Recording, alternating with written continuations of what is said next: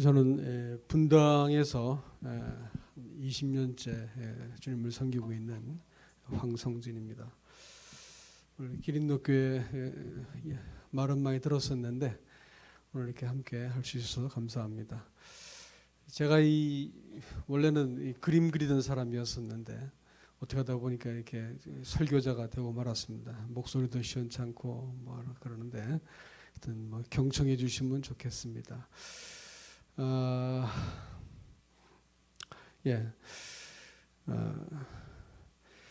지난번에 뭐 이렇게 복음 집회를 하셨다고 말씀을 들어서 저는 복음을 듣고 나서도 이렇게 마음속에 아직까지 답을 못 찾겠다 이러신 분들이 있으면 집회를 이렇게 마칠 때마다 제게 찾아오셔서 함께 대화를 나누시면 꼭 필요한 부분들을 제가 도와드릴 수가 있겠습니다.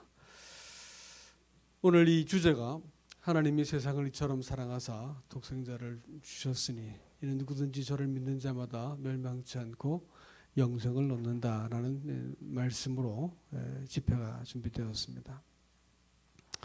여러분, 이 사람에게 제일 필요한 것이 무엇이냐? 그것은 죽음을 앞두고 보면 알 수 있습니다. 죽음이 딱 눈앞에 올 것 같으면 사람에게 갖고 있던 그 모든 것들은 무자비하게 빼앗기고, 죽음은 또 공평하고 폭력적으로 사람들한테 다 다가서기 때문에 어떤 사람도 죽음 앞에서 이렇게 자신을 지킬 사람이 없습니다. 그렇기 때문에 사람한테 제일 중요한 게 뭐냐? 목숨이죠. 생명입니다. 그러면 목숨만 부지하면 사람이 사는 거냐? 아니죠. 사람이 사람답게 사는 것을 우리는 살았다 이렇게 말하는 겁니다. 그래서 영생이라고 한 말은 바로 그런 겁니다. 그냥 살아있는 것, 뭐 풀도 살아있고 짐승들도 살아있는 거지요. 그렇지만 영생이라고 하는 것은 성경에 기록된 헬라 그리스 말도 살아있다라는 영생이라는 단어는 언제나 특별한 단어를 썼습니다. 그것은 조에라는 단어인데 그것은 뭐냐면 하나님의 생명이에요. 그래서 영원하고 참되고 진실하고 가치 있고 의미 있고 행복한 그런 생명을 말할 때 영생이다 이렇게 말을 합니다. 그러니까 하나님이 사람에게 영생을 주기 원하세요. 왜냐하면 하나님이 사람을 지으실 때 자기의 형상을 따라 사람을 지었기 때문에 하나님은 사람한테 자기의 생명을 이렇게 나누어 주시고 공유하기를 원하세요.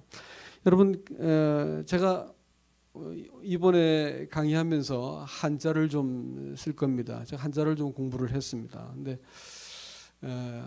한자가 만들어진 지 2000년이 지나고 나서 허신이라고 하는 사람이 설문해자라는 책을 써서 한자는 이런 배경으로 만들어져서 그래가지고 책을 만들었어요. 근데 여러분 생각해 보세요. 2000년이 지나고 나서 우리가 쓰고 있는 말들을 사람들이 그게 무슨 뜻으로 쓴지 어떻게 알겠어요? 불과 10년 전, 20년 전 쓰던 말도 우리가 다 이해를 못해요. 요즘에 25 먹은 우리 아들이, 셋째 아들이 대학교 막 올라온 아이들 21~22살 먹은 아이들한테 쓰는 말들을 요즘 세대 차이가 나서 무슨 말인지 못 알아듣겠다 뭐 이러더라고요. 그러니까 불과 3~4년밖에 차이 안 나는데 말을 못 알아듣겠다는 거예요. 그 말이 무슨 뜻으로 그런지 모르겠다는 거예요. 그런데 2000년이 지나고 나서 쓴 글들을 사람들이 그 의미를 정확하게 알 수가 없겠죠. 그러니까 설문해자라는 책은 별로 신빙성이 없습니다. 그러면 한자는 다 뜻글자이기 때문에 글자가 만들어질 때 의미를 갖고 있어요. 예를 들자면 날일자는 태양의 모습으로 만들었고 달월자는 달이 이렇게 이질어진 모습으로 만들었죠. 그래서 밝다라는 뜻은 일자하고 월자를 이렇게 모아서 쓰면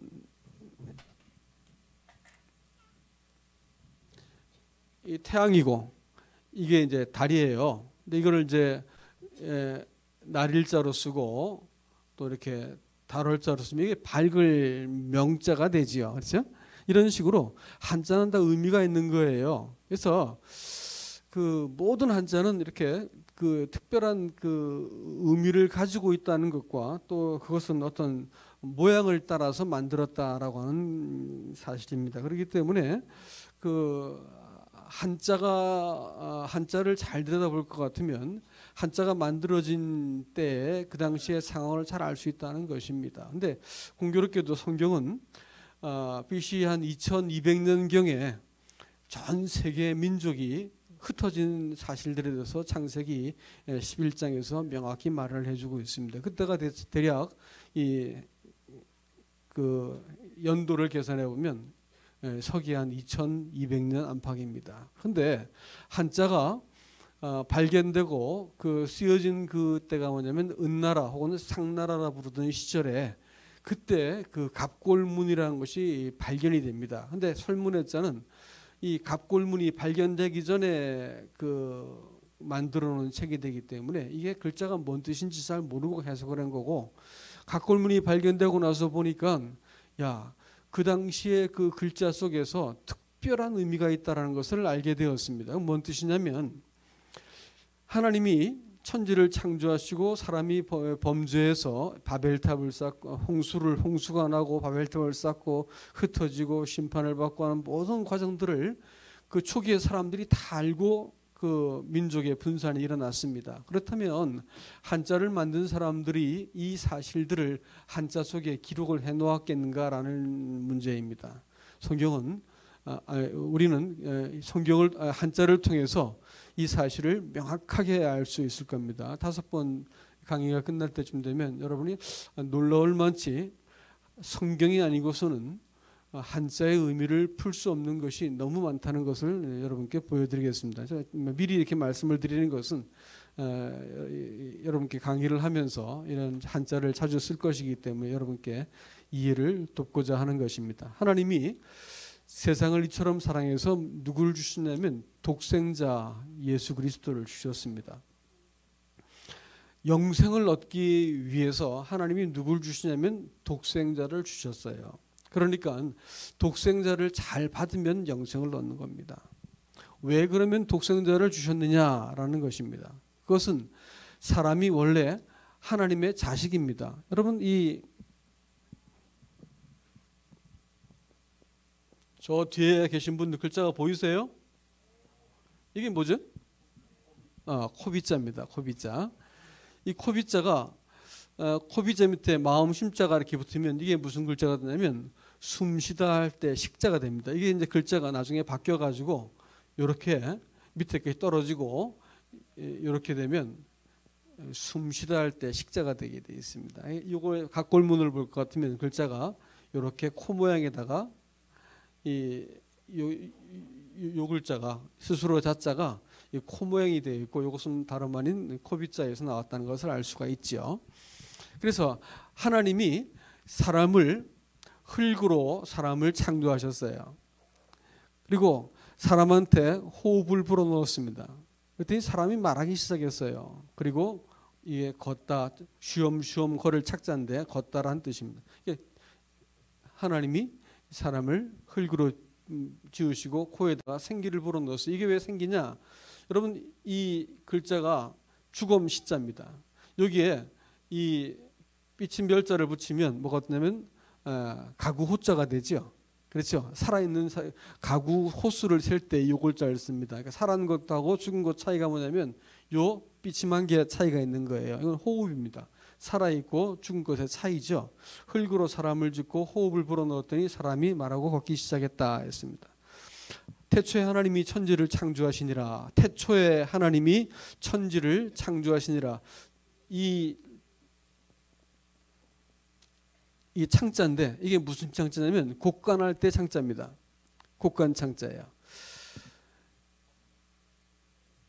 시간이라고 하는 그것은 태초에 하나님이 천지를 창조하시니라 이렇게 할 때 시간이라고 하는 것은 영혼의 일부분입니다. 하나님께서 영혼에서 일부를 칼로 베어내 가지고 하나님이 시간을 시작하셨어요. 시간은 절대로 홀로 존재하지 않습니다. 물질이 없으면 시간이 없어요. 물질이 공간을 이동하면 시간이 발생하는 것이죠. 시간, 공간, 물질은 떼놓을 수 있는 게 아니고 그것은 현대 물리학이 헤아리는 세 가지 중요한 요소가 되기도 합니다. 태초에 하나님이 천지를 창조하시니라. 하나님이 공간과 물질을 창조했다라고 성경은 이야기하고 있습니다. 언제요? 태초에. 시간이 하나님으로부터 시작되었습니다. 그리고 공간과 물질을 하나님이 만드셨어요. 성경은 하나님이 계신가 안 계신가를 논증하는 책이 아닙니다. 하나님이 계시다는 것을 사람에게 설득하고 있지도 않습니다. 성경은 하나님이 태초에 천지를 창조했다고 선언을 하죠. 그래서 사람들의 마음속 깊은 곳에 있는 그 양심을 하나님께서 일깨우십니다. 뭐냐면 어떤 종족, 어떤 나라, 어떤 시대를 막론하고 사람들 마음 깊은 곳에는 뭐가 있냐면 절대자, 초월자에 대한 인식이 있습니다. 그래서 급하면 이거 하나님 이렇게 부르게 되어 있고요. 또 이 사람들이 뭔가 이렇게 마음이 다급하고 어려우면 하나님을 찾고 기대게 되어 있는 본능적인 것이 사람 속에 있기 마련입니다. 그래서 이 인식은 너무 강력해가지고 어떤 시대를 보더라도 어떤 사람을 보더라도 이와 같은 하나님에 대한 인식이 없는 사람은 아무도 없습니다. 그리고 이 하나님이 계시기 때문에 하나님의 법을 마음속에서 딱 깨뜨리고 나면 양심이 제일 먼저 이렇게 반응을 일으켜가지고 마음에서 이렇게 이 벌 받을지 몰라라고 하는 생각이 찾아오게 되어 있습니다. 이것도 누가 가르치지도 않았어요. 근데도 불구하고 사람들 마음속에 이와 같은 아주 강한 본능이 있습니다. 하나님이 천지를 창조하셨어요. 창조하시는데 창조하셨죠. 이 창조는 하나님께서 물질과 공간을, 시간을 만들었다라는 것입니다. 그것은 창조했다는 말이 특별한 그 히브리 단어를 쓰고 있는데 그것은 바라라고 하는 단어입니다. 한번 뭐 히브리 말 해본 적도 없을 텐데 한번 해볼까요? 다 같이 바라. 바라란 말은 무에서 유를 만들어낼 때 바라란 단어를 씁니다. 하나님은 아무것도 없는 곳에서 그 물질을 만들어내셨어요. 공간을 창조하셨습니다. 뭐 빅뱅이니 이런 말들을 많이 하지만 그것은 과학적인 이해로 해가지고 커다란 폭발이 있었구나라는 것은 사람들이 이해할 수 있도록 이 우주를 보니까 떨어져 있는 이렇게 그 별들과 위성들을 바라보니까 그럴 수 있겠다라는 것은 사람들에게 이해게 시켰지만 그러면 그 폭발이 어떻게 시작됐는지 이렇게 하면 아무도 대답을 못합니다. 그래서 그것은 원인을 제공하신 분에 대해서 사람들이 굳이 알고자 하지 않기 때문에 사람들이 또 무지하기 때문에 빅뱅이라는 건 알지만 빅뱅을 준비하신 하나님에 대해서는 잘 모르세요. 성경은 뭐라고 말했냐면 하나님이 천지를 창조했다. 공간을 만들어내시고 그다음에 물질을 만들어냈어요. 창세기 1장 1절은 태초에 하나님이 천지를 창조했다라고 시작하고 있습니다. 하나님이 계신가? 태초에 하나님이 천지를 창조했다 이렇게 말씀하셨는데 시간, 공간, 물질을 성경은 하나님이 창조했다고 이렇게 이야기합니다. 시간이 사람이 만들어낸 것이 아니고 하나님이 창조했기 때문에 사람들은 시간에 대해서 어떠한 권리가 없습니다. 그렇기 때문에 사람은 이 땅에서 태어나가지고 몸뚱아리 가지고 살아가고 있는 동안 잠깐 동안 과거, 현재, 미래를 뒤로 하면서 이렇게 우리가 살다가 죽음을 맞이하죠. 아무도 시간을 거스릴 수 있는 사람이 없습니다. 왜냐하면 하나님께서 시간을 창조했기 때문에 그렇습니다. 창조자를 우리가 바르게 이해할 때 영원하신 하나님을 만나게 되고 사람이 영생을 얻는 것이지 안 그러면 사람은 시간 속에서 소멸되고 죽을 뿐이다라는 것입니다. 자,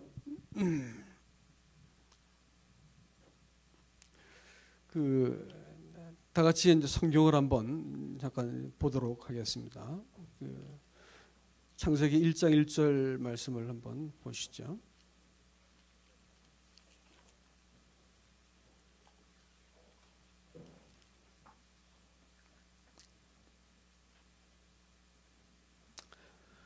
성경 뭐 고민하면 찾을 게 없습니다. 맨 첫 페이지 펴면 되니까. 첫 페이지에 1장 1절 태초에 하나님이 천지를 창조하시니라. 2절의 말씀 보면 아주 특별한 말씀이 나오는데 땅이 혼돈하고 공허하며 흑암이 깊음이 있고 하나님의 영은 수면 위를 운행하시니라. 하나님이 이르시되 빛이 있으라 하시니 빛이 있었고 빛이 하나님 보시기에 좋았더라. 여러분, 하나님이 창조를 하셨는데 땅이 공허하고 혼돈하고 어두웠다 이렇게 말을 했습니다.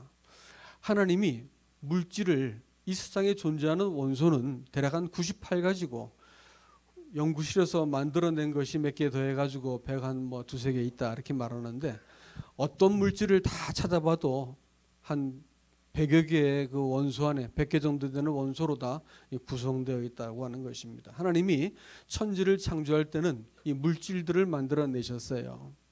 그리고 그 물질이 혼돈스럽게 얽혀 있었고 또 공허하게 이렇게 공간이 만들어져 있었고 또 빛이 없었기 때문에 어두웠다 이렇게 했습니다. 하나님은 천지를 창조하실 때 먼저 이렇게 물질과 공간과 시간을 먼저 만들어내셨습니다.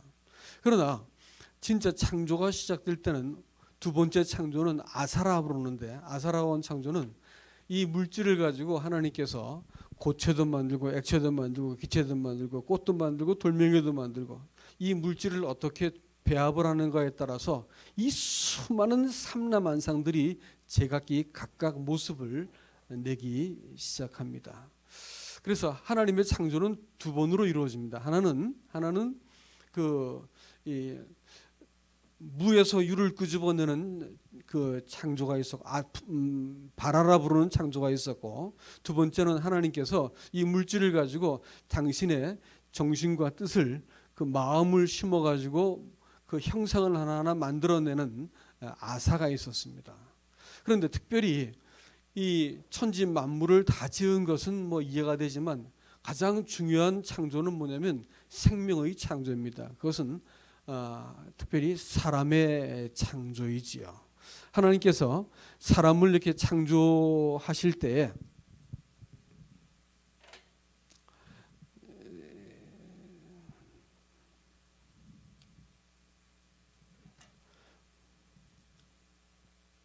사람을 창조하시는데 하나님이 사람에게 호흡을 불어넣고 사람을 지었다 이렇게 말합니다. 그래서 사람이 하나님의 그 자식이란 말이 호흡을 연장한 존재를 자식이라 부르지 않습니까? 이 하나님이 사람을 지으시고 그 코에다가 생기를 불어넣었다. 성경은 그렇게 이야기합니다. 그렇게 사람은 뭘까요? 하나님의 자식인 것입니다. 자식. 우리가 모두 이렇게 살고 있지만 하나님 자식이고요. 사람이 만일 하나님 자식이 아니고 원숭이라든지 우연히 만들어진 존재라든지 어찌어찌 먼지가 벼락을 맞아가지고 아메바가 되었고 그게 또 어찌어찌 해가지고 돌연변이를 반복해가지고 원숭이가 되었고 원숭이 중에서 잘난 놈 하나가 또 벼락 맞아가지고 또 이렇게 사람이 되었다. 이러고 사람을 만들 것 같으면 사람이 살아가는데 내가 왜 살아야 되지? 의미를 찾아야 될 이유가 없고 잘못된 걸 볼 때 마음속에 막 불편하고 저걸 바로잡아야 되고 또 뜯어 고쳐야 되고 데모를 해서 고쳐야 되고 이런 어떤 정의로운 마음도 있을 필요가 전혀 없습니다. 왜냐하면 미물이었잖아요. 먼지였거든요. 거기에 무슨 정의가 필요하고 무슨 가치가 필요하고 무슨 도덕이 필요하겠어요.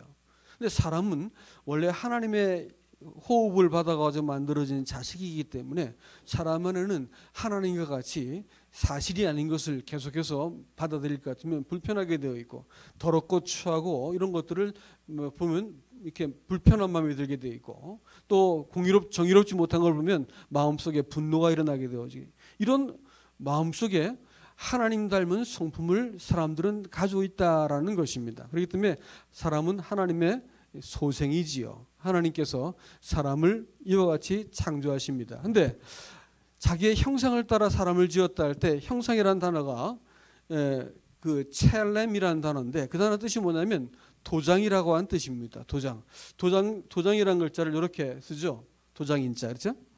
요 글자의 갑골문자가 아주 무지하게 재밌는데 이렇게 됩니다. 하늘에서 이렇게 손이 내려와 가지고 손이 이렇게 내려와서 사람이 이렇게 무릎을 꿇고 앉아 있는 이렇게 모습입니다. 이게 도장인자예요. 손이 내려와 가지고 사람을 이렇게 조물락조물락 만져 가지고 사람을 만들어가는 이게 이제 도장인자입니다. 그러니까 사람은 창조가 될 때부터 누구를 닮게 만들어졌다고요? 하나님 닮게 마음에다가 하나님의 성품을 새겨 놓은 거예요. 그래서 하나님답게 인생을 살지 못하면 살면 살수록 공허해지게 되어 있습니다. 아까 그 빛이 있으라라고 말했는데 제가 좀 이따가 빛에 대해서 설명을 해드릴게요. 빛이 있으라 그랬는데 빛이라고 말하는 그것은 여러분들이 혹시 성경에 좀 관심이 있다고 할 것 같으면 제4일째 태양이 만들어집니다. 그러니까 제4일째 태양이 만들어지는 언제 창조의 첫날 빛이 있으라라고 말했으니까 그 빛은 이런 광학적인 빛이 아닌 것이 분명합니다. 그 빛은 그 이치를 밝히는 참빛을 말합니다.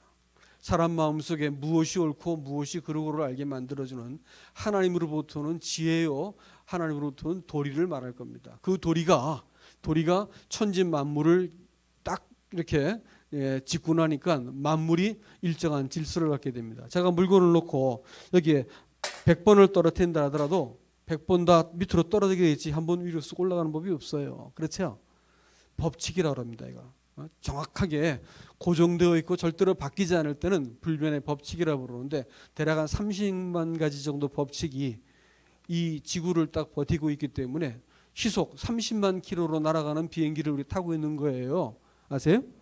우리가 타고 있는 이 우주를 유행하고 있는 지구는 시속 30만 킬로예요.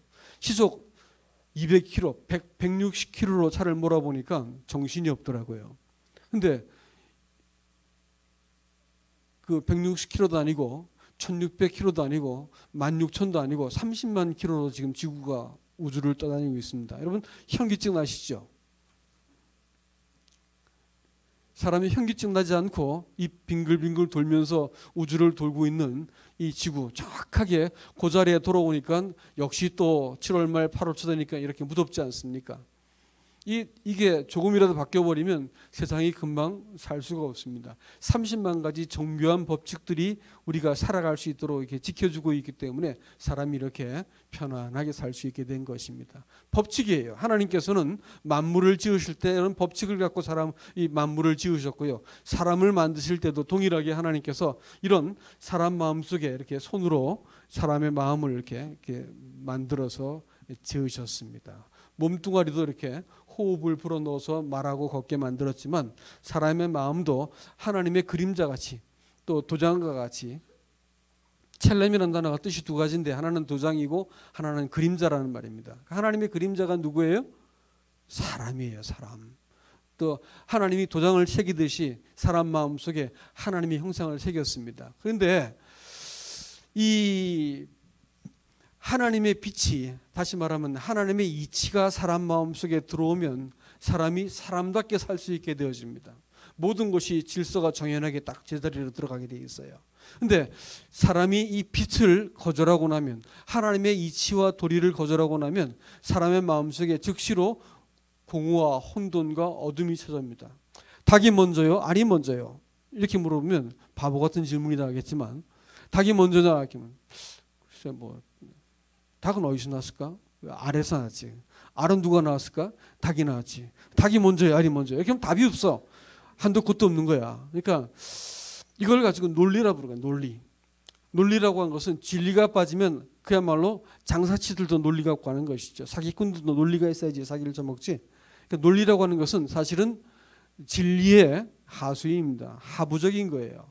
진리가 분명할 때 논리가 필요한 것이지 논리는 진리를 대신할 수 없는 건데 사람들은 이 논리를 가지고 하나님 누가 만들었어? 이런다든지 닭이 먼저요, 알이 먼저를 아무것도 답을 말할 수가 없어. 하나님 누가 만들었어? 이렇게 말해가지고 아주 호전적인 표정을 짓고 있는 사람이 있더라고요. 저한테 하나님 누가 만들었냐고 막 이렇게 캐묻고 그러더라고요. 지구는 하나님 누가 만들었어? 이렇게 말할 때 하나님은 스스로 있는 분이십니다. 이렇게 했더니 그건 논리적인 대답이 아니잖아요. 이러면서 회심의 미소를 짓더라고요. 지구는 누가 만들었어요? 어떻게 생겼을까? 이렇게 질문을 했습니다. 그래 태양에서 나왔지 하면서 상당히 과학적인 대답인 것처럼 말을 해요. 그럼 태양은 어디서 나왔을까? 그게 우주에서 나왔겠지. 그러니까 뭐 성운에서 떨어져 나왔겠지. 성운은 어디서 나왔을까? 그러니까 대답이 궁해지기 시작합니다. 그건 뭐 자연에서 나왔겠지. 자연은 누가 만들었을까? 그건 그냥 있었던 거예요. 당신은 그 대답이 논리적인 대답이 같습니까? 이렇게 물으니까 대답을 못해. 무엇인가 원인이 있어야지 결과가 만들어진 것이죠. 원인이 없는데 그 결과가 있다고 하는 것은 그건 어리석은 일, 논리적인 자기한테 속는 거지요. 만물을 만드신 하나님이 원인을 제공하셨기 때문에 이렇게 하나님 닮은 사람들이 만들어지고 이 정교한 법칙과 질서를 가지고 천지만물이 지어진 것을 알 수가 있습니다. 특별히 사람을 하나님께서 지으실 때 자식으로 지어가지고 사람의 코에다가 생기를 불어넣어서 사람을 하나님과 같이 이렇게 하나님 닮은 존재로 살게 만들어 놨습니다. 저 자식이 넷인데 참 하는 짓 보면 아빠를 많이 닮았어. 못된 짓이나 뭐 이렇게 뭐 하여튼 아이들 하는 거 가만히 들어보면 저거 나한테 나왔구나. 안 가르쳐도 그냥 애들이 다 애미나 애비를 닮는 걸 보면서 이게 시도 두고 못하는 거구나라는 것을 알겠더라고요. 하나님이 사람을 창조하셨다 이렇게 할 때 하나님은 사람에게다가 자기의 마음과 속성을 고스란히 심어둔 것이지 사람은 저절로 이렇게 만들어진 존재가 아닙니다. 그래서 하나님이 사람을 자식으로 회복하시기 위해서 하나님이 자기 자식을 이렇게 보여주신 것이에요.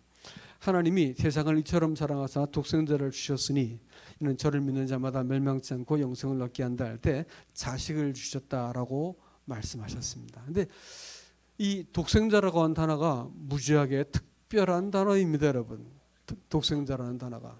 독생자가 뭐냐면 begotten son인데 제가 영어로 써서 죄송합니다. beget이라는 단어가 뭐냐면 그것은 뭐 자식을 낳다라는 단어가 영어에 많이 있어요. 근데 특별히 이 beget이라고 하는 단어는 무슨 뜻이냐면 아버지가 자식을 낳았다 할 때만 beget이라는 단어를 씁니다. 무슨 뜻이냐면 우리나라 말도 아버지 날 낳으시고 어머니 날 기르시고 이런 말 하죠. 아버지가 나를 낳았다고 하는 것은 이 물리적인 그 몸뚱아리를 낳았다 이런 뜻이 아니에요. 그것은 성과 혈통을 이어받았다라고 말할 때 아버지가 낳았다는 뜻이에요. 그러니까 자식은 아버지에게 속하고 아버지를 닮고 아버지의 성을 가져가고 또 아버지의 가문과 혈통을 전통을 이어받는 존재다라고 한 점에서 독생자라고 하는 것은 특별한 의미로서 아버지를 닮은 자식, 아버지가 낳은 자식이다 이런 뜻입니다. 그러니까 예수님께서 이 땅에 그 하나님의 아들로 이렇게 보내진 것은 하나님의 어머니가 있다고 말하는 이 터무니없는 얘기를 하시는 분들이 계신데 그런 뜻이 아닙니다. 하나님을 닮은 하나님의 속성을 고스란히 반영하신 분을 하나님께서 이렇게 대신 이렇게 하나님께서 보내셔서 이 땅에 오게 되어졌다는 뜻입니다. 그래서 하나님의 아들이다라고 말하는 것은 하나님을 고스란히 나타내고 닮아 있는 그런 분이다라는 뜻입니다. 그래서 하나님께서 아들을 주셨다 이렇게 말씀할 때 그것은 뭐냐면 우리가 하나님의 저 아들의 명분과 또 하나님의 아들의 신분을 사람에게 주시고자 하는 것이 구원이라고 하는 것이고 영생은 다름 아닌 하나님의 아들을 얻는 것입니다. 그래서 제가 오늘 5일 동안 하나님의 아들을 어떻게 얻는지를 말씀을 제가 드릴 거예요. 근데 이 하나님이 천지를 만드셨는데 이 하나님이 만드신 천지 만물이 빛이 있기 전에는 공허하고 혼돈하고 어둡습니다. 다시 말하면 하나님이 빛이 딱 주어질 때 질서와 법칙과 지혜가 들어가니까 만물이 형상을 만들어지고 사람 마음도 하나님의 빛이 딱 들어가면 비로소 사람이 사람다워지는 사람을 살게 되어지고 하나님의 빛이 사람 속에 들어오기 전에는 어떤 상태냐면 공허하고 혼돈스럽고 어둡습니다. 그래서 사람들이 살면 살수록 공허해져요. 우리 아버지 돌아가실 때 보니까 말씀하시는 게 그렇습니다. 어느 날 같이 이제 밥상을 마주 앉아서 아버지하고 같이 식사를 하는데 아버지께서 이런 말씀하세요. 다 잃었다 이렇게 하세요.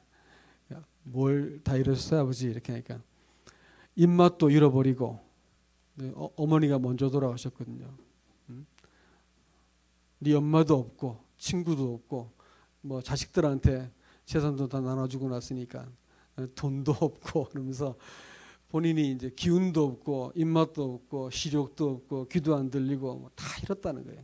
아버지가 굉장히 슬퍼하시는 표정을 짓는 그 얼굴이 아직까지 생생해요. 여러분 인생이 공부를 열심히 하면 좋은 대학을 가고 돈을 열심히 모으면 부자가 되지 않겠습니까?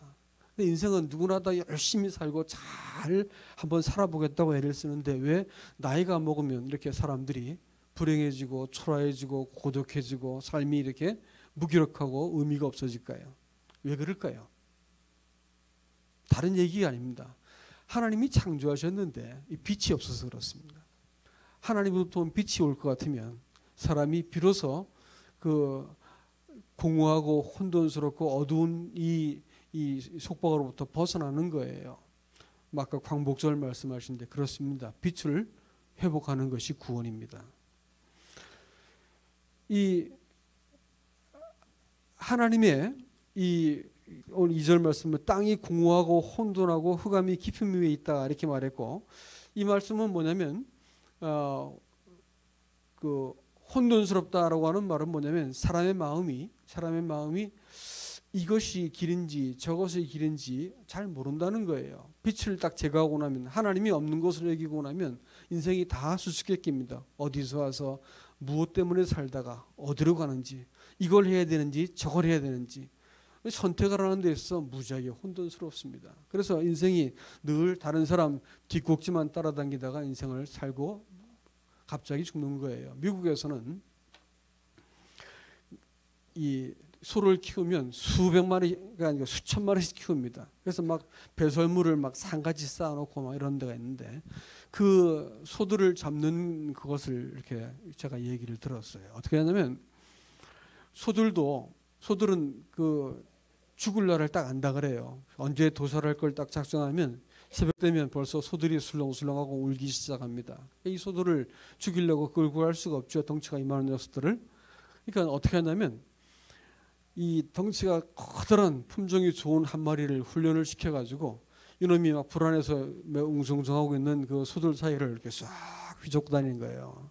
그러면 이제 이 소들이 막 불안해서 막 이렇게 있다가 뭐 아주 덩치가 커다란 놈이 막 휘젓고 돌아다니니까 어느새 1시간쯤 지나면 걔 뒤를 졸졸졸 그 많은 소들이 줄을 쭉 지어가지고 그 소 뒤를 따라가는 거예요.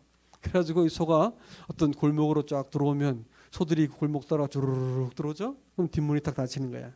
앞문도 닫혀가지고 컨베이어 벨트가 쫙 끌고 가가지고 도살해 버립니다. 1시간 뒤에 또 나와가지고 또 휘 귀족은 줄줄줄 따라와가지고 또 100여 마리가 또 그렇게 죽고 그 수천 마리씩 도살하는데 한 마리 길들여진 소만 있으면 문제가 없어. 인생도 그렇지 않던 거예요. 인생도 뭐가 길인지 모르니까 야 일단은 이제 분당에는 초등학교 다니는 애들이 학원을 10개 미만으로 다니면 불안해서 부모가 못 견뎌요. 최소한 아이들이 10개는 학원을 다녀야만 그 심리적인 안정감을 찾는다 그래요. 이게 사람이 할 짓입니까? 근데 그렇게 합니다. 안 그러면 부모가 불안하고 애들도 불안해요. 그래서 애들이 밤 10시에 들어옵니다. 학원 갔다가. 직장인보다 더 바빠 애들이. 그렇게 하는 이유가 뭘까요? 불안감 때문이죠. 불안해서 그런 거예요. 그래서 학원이라도 보내야만 안 불안한 거죠. 직장만 해야 되는 거고. 몇 살 때는 뭘 장만해야 되고 몇 살 때는 뭘 사야 되고. 안 하면 불안한 거예요. 왜 그럴까요? 왜 그럴까요? 혼돈스러웠습니다. 뭐가 길인지 몰라서 그런 거예요. 뭐가 길인지 몰라서. 그 다음에 어두워요. 사람 마음이 어둡습니다, 여러분. 그래서 사람 마음이 잘 알아보세요. 내 마음을 배우자 얼굴 쳐다보지 말고 대답하셔야 됩니다. 내 마음을 내 배우자한테 홀랑 들켜버리면 이 결혼 생활을 문제없이 유지할 수 있는 사람 손 한번 들어보시겠어요? 내 마음 홀랑 들키는 거야. 지난 일주일 동안만, 멀리 갈 것도 없이 일주일 동안만, 옛날 애인 얘기하지 말고 일주일 동안 품은 생각만 홀랑 들켜버리면 내가 결혼 생활을 유지할 수 있는 사람 손 한번 들어보세요. 아이고 계시네. 이 존경하셔도 될 분입니다. 그럼 한 10년쯤 갈까요? 10년쯤. 성경은 뭐라고 말했냐면 만물보다 심히 거짓되고 부패한 것이 사람의 마음이기 때문에 사람 마음속에서는 별 생각이 다 들어요. 별 생각이. 근데 이 사람 마음이 내가 가장 친한 사람한테 들켰어. 그러면 그 사람이 보고 있다가 어머 너 참 무섭다 너 이래가지고 아마 아무도 나하고 가까이 하지 않을 겁니다. 아무도. 사람 마음이 어두워요. 이걸 이제 잘 감춰뒀으니까 겨우 이 정도로 표정 유지하고 살고 있지. 다 들켜봐. 다 들켜. 큰일 나는 거지. 다 들켜버리면 그냥 누가 날 좋아하겠어요. 그렇죠? 어두워요. 왜 그럴까요? 성경이 선언은 뭐냐면 빛이 없기 때문에.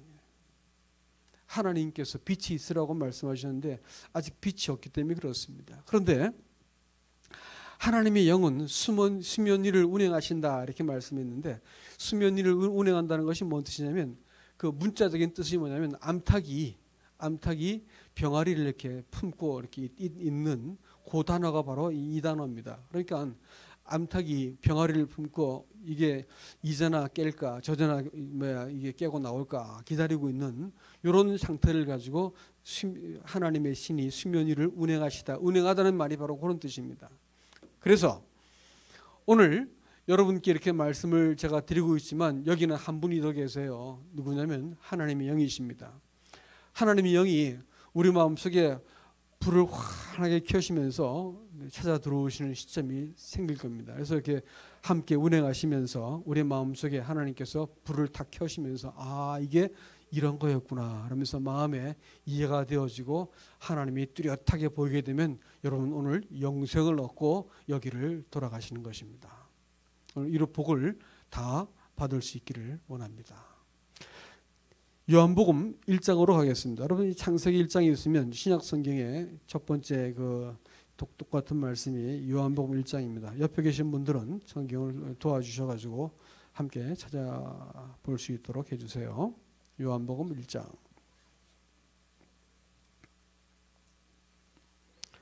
1장 역시도 1절입니다.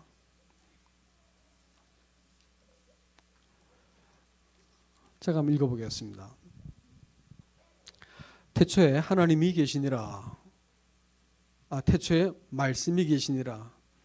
이 말씀이 하나님과 함께 계셨으니 이 말씀은 곧 하나님이시니라. 그가 태초에 하나님과 함께 계셨고 만물이 그로 말미암아 지은 바 되었으니 지은 것이 하나도 그가 없이 된 것이 없느니라. 그 안에 생명이 있었으니 이 생명은 사람들의 빛이라. 빛이 어둠에 빛이 돼 어둠이 깨닫지 못하더라. 여러분 태초에 말씀이 계셨다 이렇게 얘기합니다. 말씀이라고 하는 시원찮구나 이거.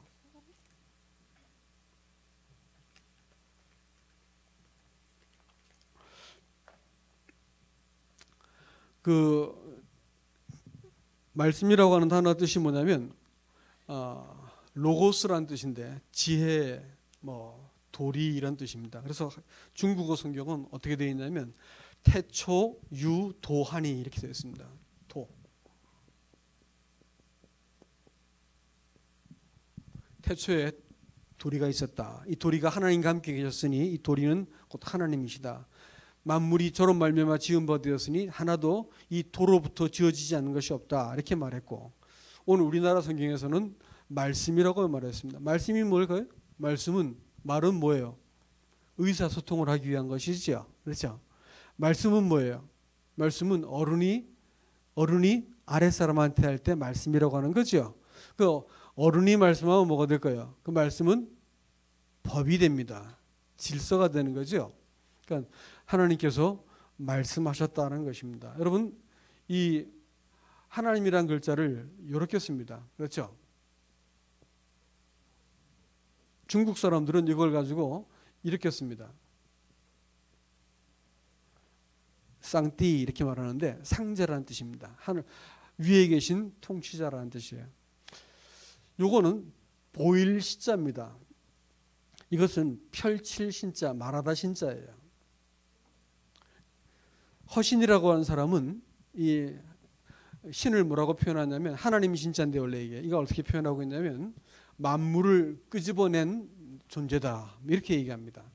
근데 아무튼 이것은 이 보일 시자를 말하는데 왜 하나님을 이렇게 보일 시자로 쓰냐면 하나님은 사람들의 탐구해서 알 수 있는 분이 아니에요. 그러니까 이 세상에 종교가 두 가지가 있습니다. 하나는 고등 종교가 있고 하등 종교가 있어요. 고등 종교는 뭐냐면 종교가 최소한 하나님이라는 존재가 사람보다 커가지고 사람이 숭배하고 거기에서 자기를 돌아보고 반성도 하고 이런 존재가 하나님이라는 것이고, 하등 종교는 뭐냐면 종교란 말도 재밌습니다. 종교라는 말이 이렇게 쓰죠. 그렇죠? 종자가 마루종자예요. 산으로 말하자면 요 산 꼭대기를 가지고 종자라고 씁니다. 근데 요 종자에 갑골문을 보면 무지하게 재밌어요. 뭐냐면 하나님이라고 하는 글자가 이렇게 있습니다. 여기 옛날 글자는 이렇게 요 옆에 이렇게 빠지는데 하나님이라는 것이 이렇게 하나님 시자가 있고 여기에 집이 이렇게 있어요. 이게 종자야. 하나님은 어떻게 했다는 거예요? 하나님을 가두었다는 거예요. 어디에 가두었어요? 집에 가두고 생각에 가두고 상상에 가두고 자기의 기대에 가두어 버렸어요.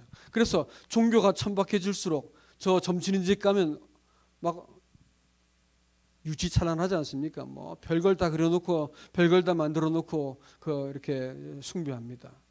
종교가 유치하면 신상이 만들어지고 형태를 갖추게 되어 있습니다. 그러나 하나님이 이런 여기 갖춰질 만한 분이 아니시잖아요. 갖춰지기 시작하면 벌써 하나님이 아니지. 내 생각보다 못한 존재가 무슨 하나님이야. 내가 상상할 수 있는 존재가 하나님이 아니잖아요. 그러니까 종교가 천박해질수록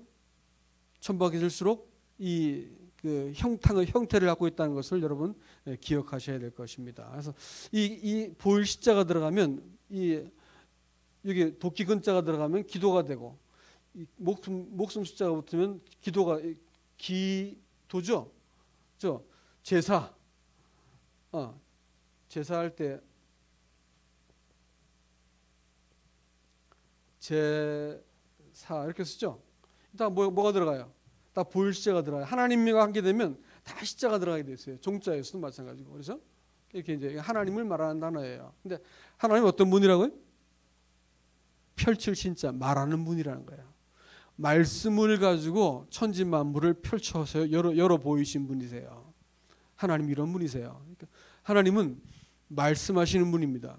이 말은 다른 얘기로 표현할 것 같으면 하나님의 말씀에는 뜻이 있다는 것이고 의도가 있다는 것이고 또 질서와 권위가 있다는 것입니다. 사람이 이 땅을 살아가면서 하나님이 사람의 마음속에도 저렇게 엄정하게 말씀하여 가지고 도리를 주셨는데 이 도리를 사람이 받아들일 것 같으면 빛을 얻는 것이고 생명을 얻는 것입니다. 4절 말씀에 이렇게 했죠. 그 안에 생명이 있었으니 이 생명은 사람들의 빛이라. 빛이 어둠에 비치되 어둠이 깨닫지 못하더라. 왜 깨닫지 못할까요? 자기가 이 땅을 살아가면서 갖고 있는 빛이 있어요. 생각하는 논리가 있고 계통 철학이 있습니다. 사람들은 자기 생각과 자기의 옳다고 믿는 것을 가지고 인생을 살다가 보니까 인생을 살면 살수록 고단하고 수고스럽고 나중에 허무하게 끝나게 되어지는 것이다라는 것입니다. 진리를 발견하지 못해서 그런 것입니다. 또 빛 되신 분을 만나지 못했기 때문에 인생이 어둡고 그렇게 혼돈스럽고 그다음에 공허한 것이다라는 것이죠. 말씀 한 점 더 보겠습니다. 뒤로 좀 넘어가서 사도행전으로 갑니다. 17장.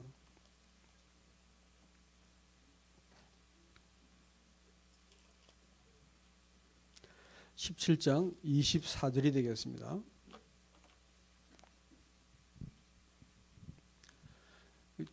저 형제 한 사람 좀 지어줄래요? 자, 24절부터 제가 읽어드리겠습니다. 사도행전 17장 24절입니다. 찾으셨으면 제가 읽겠습니다. 우주와 그 가운데 있는 만물을 지으신 하나님께서는 천지의 주제시니 손으로 지은 전에 계시지 아니하시고 또 무엇이 부족한 것처럼 사람의 손으로 섬김을 받으시는 것이 아니니 이는 만민에게 생명과 호흡과 만물을 친히 주시는 이심이라.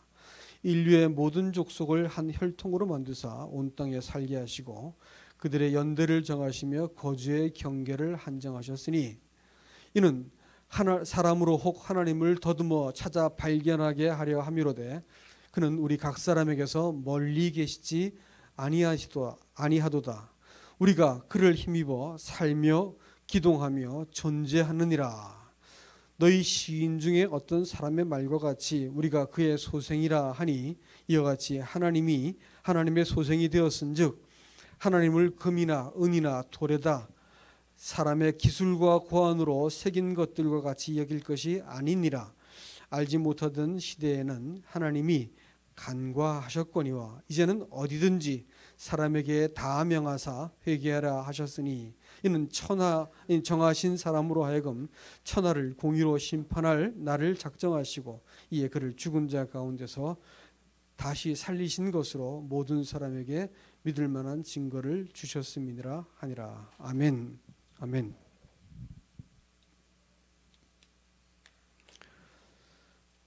아까 말씀을 드린 바와 같이 오늘 이 본문의 말씀은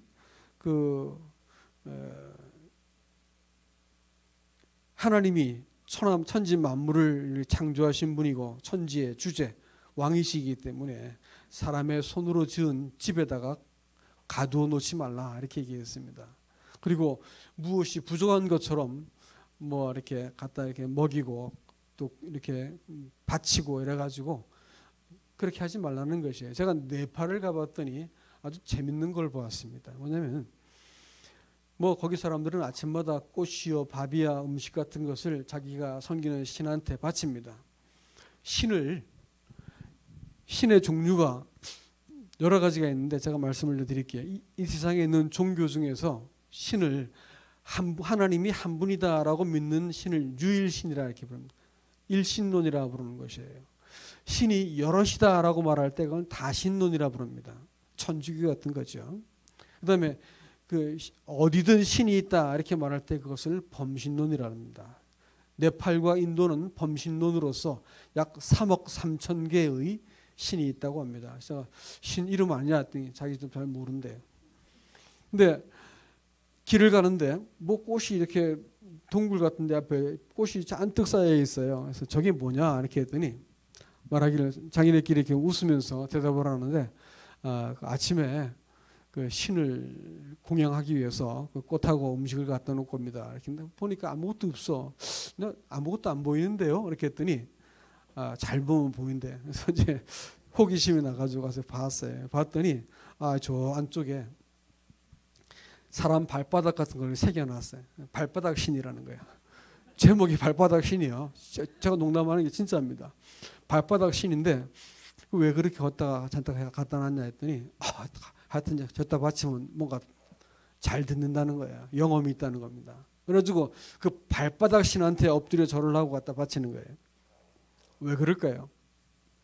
신이 사람만 좀 못합니다. 사람이 이용해 먹을 수 있는 신을 가지고 범신론이라 이렇게 말하는 거예요. 그래서 제주도 가면 지금도 4월 며칠쯤 되면 일주일 동안만 1주인가 2주인가 동안만 그 이사 비용이 평소보다 막 대여섯 배씩 올라가는 시기가 있습니다. 왜 그런지 아세요? 신이 그 자기 집을 지키는 그 지역 신이 임무교대로 위로 올라간다는 거죠. 그럼 자리를 비운 사이에 얼른 잽싸게 고쳐놔야지 이사를 해야지 이 신들이 그 자기한테 해코지하지 않기 때문에 얼른 해가지고 그것도 못 알아보는 게 신인가 근데 아무튼 뭐 그래 바꾼답니다. 그래가지고 그 지금도 21세기에 사는 그 우리나라 사람들이 그때 돈을 막 수배를 주고 막 난리가 아니랍니다. 막 그 이사 가느라고. 그렇게 해야만 손이 없다는 거야. 그래서 해코지를 안 당하고 복을 받는다는 거죠. 사람이 속여 먹고 이용해 먹을 수 있는 신을 뭐라 부른다고요? 범신이라 불러요. 샤머니즘, 애니미즘, 토테미즘, 다 이거 다 그 뭐야 이런 그 신앙들은 다 뭐냐면 그 범신론이다 이렇게 부릅니다. 또 정반대 끄트머리에 있는 것은 이신론이라 불러요. 이신론. 이신론은 이자가 이치할 때 이자를 써가지고 이렇게 써요. 이신론. 그러니까 하나님이 너무 큰 분이기 때문에 사람이 하나님을 이겨먹을 수가 없다는 거예요. 그래서 알라의 말은 무조건 목숨을 걸어야 되고 죽어야 되는 거예요. 사람의 생각은 전혀 반영되지 않고 그저 그 유일하신 알라 하나님만 그 섬겨야 된다 이렇게 말하는 게 이신론입니다. 이 사람들도 유일신을 섬기죠. 그래서 이 세상에서는 하나님이 한 분이다라는 사람들과 하나님이 수도 없이 많다는 사람하고 이쪽은 하나님이 너무 큰 분이고 이쪽에서는 하나님이 너무 하찮아. 근데 가운데 있는 다신론은 뭐냐면 아주 질이 안 좋죠. 다신론은 자기가 필요한 신들을 불러내가지고 섬기는 거예요. 결국은 뭐 범신론과 비슷하지만 이 짝퉁입니다. 이것은 이런저런 신들을 자기가 내가 류마티스 걸렸으면 뭐 성 안토니오를 불러내가지고 기도해야 되고 뭐 이런 식으로 해가지고 자기한테 필요한 신을 불러내가지고 기도한다는 거예요. 또 하나님이 너무 무서우니까 마리아를 불러들여가지고 하나님께 가는데 뒤에서 좀 사바사바 해주시오. 뭐 이렇게 해가지고 여러 가지 필요한 신들을 이렇게 불러내는 것을 가지고 다신론이다 이렇게 얘기합니다. 자, 그런데 이 성경에서 하나님은 어떤 분이시냐? 성경이 말하는 하나님은 저런 분이 아니십니다. 천지를 지으신 주제이신 것은 분명하지만 동시에 사람을 자기 자식으로 만들었기 때문에 사람의 세세한 감정과 생각과 사람의 길과 형편을 다 알고 계신 분이세요. 말할 수 없이 지구하고 전능하신 하나님이시기도 하지만 또 사람의 모든 사건과 길을 다 알고 계시는 하나님인 것이 성경에서 말하는 하나님입니다. 그렇기 때문에 하나님을 이렇게 그 집에다 가둬놓고 또 어떤 형상을 새겨놓고 섬기지 말라 이렇게 얘기합니다. 25절 말씀은 뭐라고 했냐면 만민에게 생명과 호흡과 만물을 친히 주시는 이십니다 이렇게 얘기합니다. 여러분 생명과 호흡과 만물을 주세요? 생명이란 말은 무엇을 말하는지 제가 앞에서 잠깐 말씀을 드렸습니다만은 생명이 먼저일까요? 호흡이 먼저일까요? 잘 모르시겠어요?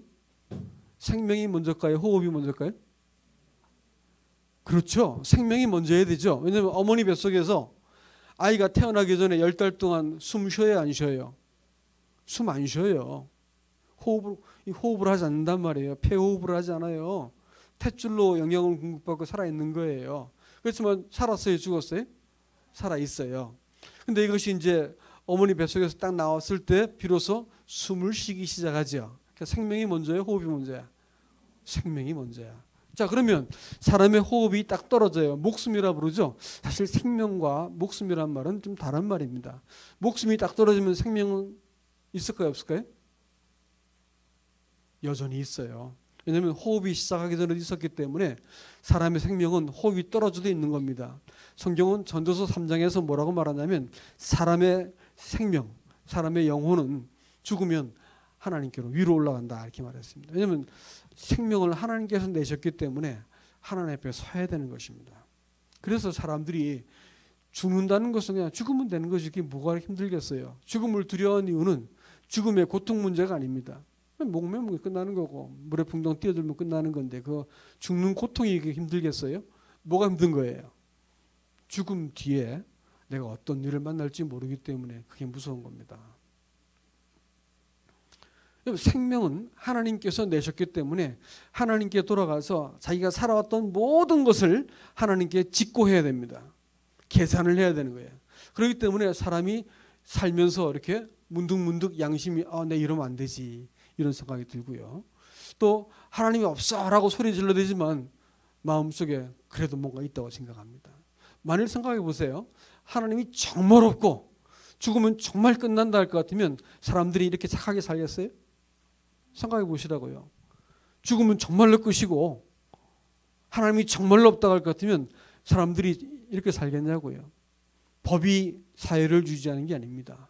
마음속에 참 내가 이래서 안 되지라고 하는 마음속에 있는 자연법이 있기 때문에 사람들이 그나마 양심을 지키고 도덕을 지키고 사람의 도리를 하고 있는 것이지, 안 그러면 별짓을 다 해도 죽으면 끝인데 무슨 아쉬울 게 뭐예요? 죽으면 끝인데 무슨 짓을 하든지 나만 잘 살다가 죽으면 끝인데 그렇지 않습니까? 거기 무슨 도덕이 필요해요? 무슨 양심이 필요하냐고. 사람들이 그렇게 못 사는 이유가 뭔지 아세요? 마음속에 차마 내가 한가할 수 없는 마음속에 법이 있기 때문에 그렇습니다. 누가 새겨놓은 거예요? 하나님이 새겨놓은 거예요. 그래서 생명이라는 말이 재밌습니다, 여러분. 생명.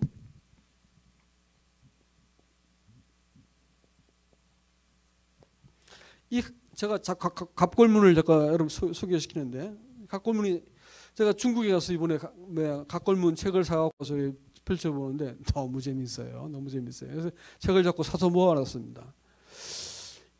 이 생자를 이렇게 썼어요. 있는 그대로 그립니다. 제가 이렇게 뭔가 흙 한 덩이를 가지고 조물락조물락 만들고 있는 것 같지 않아요? 만화 그려놓은 것 같지 않습니까? 그렇죠? 그 다음에 명자는 위에서 뭔가 이렇게 말하고 들여다보는 것 같아요. 여기에 이제 입구자를 이렇게 씁니다. 그리고 여기 사람이 이렇게 이러고 무릎 꿇고 앉아 있는 거예요. 이게 명자예요. 그 생명이라는 것은 하나님이 흙으로 조물락조물락 만들어 가지고 하나님의 말씀을 사람한테 이렇게 부여하신 것이 명자예요. 그렇기 때문에 사람의 생명은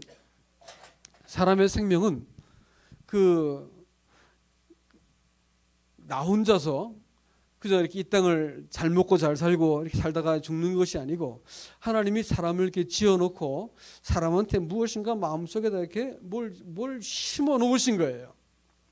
그래서 사람의 마음속에서 하나님이 무엇인가 그 말씀하신 걸 심어놨기 때문에 그 뜻이 내 인생을 통해서 실현되지 않으면 뭘 하고 살아도 만족이 없어요.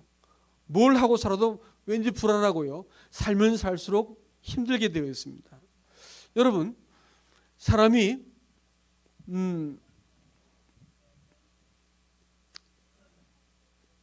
사람 몸뚱아리가 그 의식을 가지고 살고 있는 것이 한 20% 정도를 가지고 의식을 하고 사는 거예요. 공부하고 뭐 이렇게 운동하고 일하고 할 때 쓰는 한 20% 정도 의식을 갖고 사람이 산다 그러네요. 80%가 뭐냐면 사람의 무의식 세계라고 합니다. 근데 이 무의식 세계에서 어떤 일이 벌어지냐면 숨 쉬고 소화시키고 심장이 뛰고 호르몬을 조절하고 신경을 조절하고 이런 우리가 신경 전혀 안 쓰고 알아서 잠잘 때도 숨을 다 쉬어주고 뚝딱뚝딱 소화시켜주고 심장이 발딱발딱 뛰어줘가지고 사람의 신경 안 써도 사람 몸뚱아리가 살 수 있게 만들어진 것은 사람이 의지를 갖고 생각을 하고 움직이는 것이 아니고 무의식 속에서 알아서 척척 움직여주고 있는 거 아세요, 여러분? 그러니까 사람이 살아있는 것이 내 힘으로 사는 걸까요? 아니면 누군가 나를 살려주시고 나를 붙들고 있어서 그런 걸까요? 아니 팔다리 하나 잘리는 것도 사람 문제 없어요. 살 수 있어요. 아세요? 눈 한쪽 없고 귀 한쪽 없어도 사람 사는 거 아무 지장 없습니다. 근데 만일 제가 방금 말씀드렸던 거 무의식 세계에서 이렇게 움직여지는 먹고 배설하고 숨쉬고 심장이 뛰고 혈관 길이가 여러분 실핏줄을 쭉 연결시켜 놓으면 길이가 얼마큼 되는 것 같아요? 과학자들은 10만 킬로래. 지구를 2바퀴 반을 감을 수 있는 거예요. 한 사람한테 있는 실핏줄을 쭉 연결시키면 10만 킬로야. 이것이 1분에 72번이 심장이 벌떡벌떡 뛰어가지고 피를 쫙쫙 옮겨주기 때문에 그 피가 산소를 옮겨 넣어서 사람이 이렇게 살고 있는 겁니다. 신기하지 않습니까? 이거 여러분 신경 써서 하시는 분이세요 혹시? 그 신경 쓰는 분 아무도 안 계세요. 근데 혹시 이것이 좀 잘못되면 어떻게 될까요? 죽어요. 죽어. 내가 잠잘 때 하나 둘 셋 하나 둘 셋 이러고 잠자면 그 빨리 응급실로 모셔야 되는 분들이에요. 제가 무의식 속에서 일어나고 있는 일 한 가지만 잘못되면 돌아가셔야 되는 분입니다. 이것이 조금만 잘못되면 인생이 끝장나는 거예요. 그 사람 살아있는 것이 제 힘으로 사는 거예요? 아니면 누군가 살아있으라고 명령했기 때문에 사는 거예요? 명령했기 때문에. 그러니까 생명은 사람이 아무런 곤란이 없어. 태어날 때 부모한테 생명값 지불하고 태어난 분 혹시 계세요?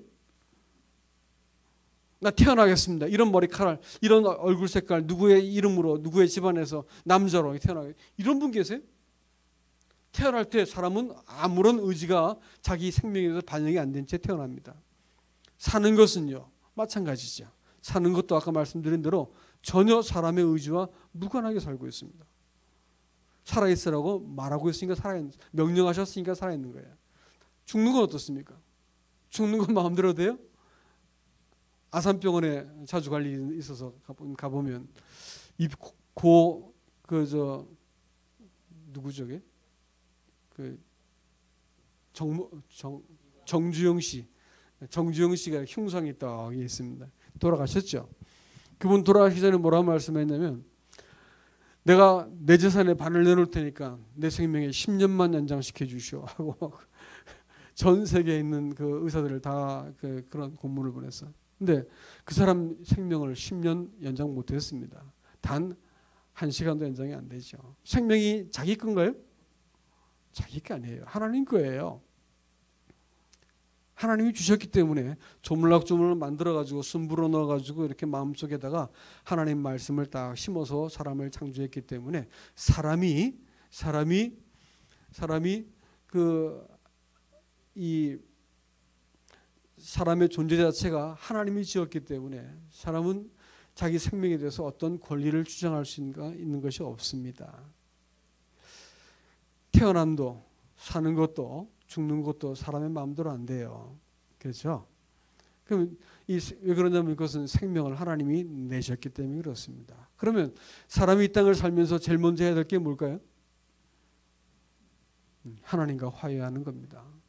내 인생을 가지고 하나님과 화해하는 것이 얼마를 살아오셨든지 하나님과 화해하지 못한 제 인생을 살면 그것은 하나님과 원수가 된 것입니다. 하나님 창조하셨는데 하나님을 내가 모른 척했다 이게 그건 죄가 되는 것이죠. 생명과 호흡과 만물을 주었습니다. 만물이라고 하는 것은 그래요. 여러분 나는 내 힘으로 삽니다. 내 똑똑한 머리로 공부해가지고 내가 이만큼 내가 이뤘고 내 힘 가지고 열심히 모아가지고 살고 있습니다. 뭐 이런 분 계신데 그거 별로 정확한 말씀이 아니세요. 여러분 우리가 쌀을 한 포대에 사서 먹는다 하더라도 쌀 한 가마니 요즘 얼마 합니까? 한 가마는 안 하죠. 뭐 20kg, 10kg 이렇게 가지고 사서 먹는데 그 5만 원, 10만 원 하고 하죠. 그러면 쌀 한 그 부대 값이 그 10만 원입니까? 예? 그거를 만일 그 생명이 발화하지 않았고 태양빛이 없었고 바람이 불지 않고 흙이 자라게 하지 않았고 비가 안 내렸으면 그게 무슨 수로 자랐을까요? 어떤 사람이 이 비가 많이 오니까 아이고 지긋지긋하다 이렇게 말하는데 옆에 있다 하는 얘기가 기상 그 캐스터가 한 말을 인용해서 얘기해 줍니다. 여보 그런 말 하지 마시오. 이번에 온 비가 3천억짜리입니다. 3천억짜리 이렇게 말을 해요. 비가 한번 오면 3천억어치 비가 내린 거예요. 안 그러면 그거 이렇게 막 땅 파가지고 물 끄집 올려가지고 물 주고 이래가지고 하려면 이 비료도 말이죠. 하늘에서 비행기 타고 이렇게 구름 좀 낀 하늘을 날아가 본 적 있습니까? 저녁에 이렇게 저녁에 비행기 타고 구름 좀 낀 하늘 가보면 이 정말 재밌어요. 볼만합니다. 아주 막 양사방에서 그 넓은 하늘이 번쩍번쩍 해서요. 번개가 얼마나 많이 치는지 몰라요. 번개가 한두 번 치는 게 아니고 막 수없이 쳐답니다. 근데 번개가 왜 치는 줄 아세요? 혹시 아시는 분 계세요? 번개가 딱 치면 번개가 칠 때 그 번개로 인해서 요산비료가 만들어집니다. 그래가지고 비가 내리면 그냥 그 비가 아니고 비료물이야. 비료물. 요소비료가 그냥 그대로 떨어져가지고 곡식이 자라게 만들어주는 거예요. 신기하죠. 이게 저절로 됐을까요? 저절로 했다고 믿으려는 것이 참 어렵죠. 하나님께서 천지 만물을 정교한 법칙을 갖고 만들었어요. 자, 저절로 되는 게 없어. 하다부터 번개가 한번 쳐도 다 그런 계산을 갖고 만들어 놓으신 거단 말이야. 사람이 이 땅을 사는 데 있어가지고 먹고 사는 것도 제 힘으로 산 게 아닙니다. 바닷가에서 물고기 한 마리 잡아가지고 얼마요? 5,000원이요. 물고기 값이 5,000원이요? 고등 한 마리요? 아닙니다. 그건 잡아가지고 여기까지 가져온 유통비용 낸 것이지 물고기 값이 아니에요. 거기에 바다에서 물고기가 없으면 무슨 수로 그걸 먹습니까? 그러니까 우리가 이 땅을 살고 하는데 정말로 꼭 필요한 거, 숨 쉬는 거, 물 마시고 하늘, 땅, 공기 이것만을 돈 내기 시작하면 사람이 살 수 있을까요? 못 살아요. 사람의 생명에 있어서 절대적이고 꼭 필요한 것은 다 공짜입니다. 아세요, 여러분? 사탕이 안 먹고 살 수 있지. 밥 안 먹으면 빵 먹으면 되고 면 먹으면 되지. 뭐가 문제야. 그렇죠 말이죠. 공기 안 마시고 살 수 있어요? 태양이 없는 하늘 생각해 볼 수 있습니까? 뉴질랜드에 제가 잠깐 살았었는데 지진이 방금 났어요. 그랬더니 땅이 다 액상화가 돼버렸어요. 땅이 물렁물렁해진 거야. 집을 지을 수 없게 돼 있어. 사람이 불안해서 도로도 못 나. 땅이 꺼질까 봐. 그런 데서 사람이 듣고 못 살지요. 도시가 아주 황폐화가 돼버렸어요. 하나님이 사람한테 꼭 필요한 것들을 만물을 꼭 필요하게 만들어서 주셨습니다. 그랬더니 사람들이 생명과 호흡과 만물을 주시는 분, 그분을 통해서 이 땅에서 살며 기동하며 존재하게 된 것입니다. 그런데 사람이 하나님을 없다고 여기기 시작하니까 모든 것이 다 수수께끼가 되고 공허하고 혼돈하고 자식도 내 마음을 다 몰라주는 그런 인생을 고독하게 살다가 죽어야 되고요. 내 살붙이 또 한 이불을 덮고 자는 이 남편과 아내 사이도 숨길 건 숨기고 알릴 건 알려야 되는 아주 피곤한 관계가 됩니다. 또 죽음 이후에 만나야 될 그 일 때문에 인생을 고단하게 살아야 되는 것입니다. 이 하나님과 사람이 화해하도록 하시기 위해서 하나님은 자기 아들을 보내주셨어요. 하나님이 직접 오면 사람들이 거룩하신 하나님 앞에서 다 직사합니다. 그 거룩하신 하나님과 죄인은 우리는 대면할 수가 없어요. 하나님께서 자기 아들을 보내가지고 하나님과 사람 사이를 중재하시고 죄의 문제를 해결하시고 사람을 하나님의 아들같이 만드시기 위해서 먼저 하나님의 아들을 보내주셨습니다. 하나님이 세상을 이처럼 사랑하사 독생자를 주셨으니 이는 누구든지 저를 믿는 자마다 멸망치 않고 영생을 얻게 하려 하심이라 라고 말씀하셨습니다. 오늘 이 아들에 대해서 어떻게 하면 이 아들을 더 잘 얻을 수 있을지에 대해서 제가 다음 시간에 좀 자세하게 말씀을 드리겠습니다. 오늘 여기까지 하겠습니다.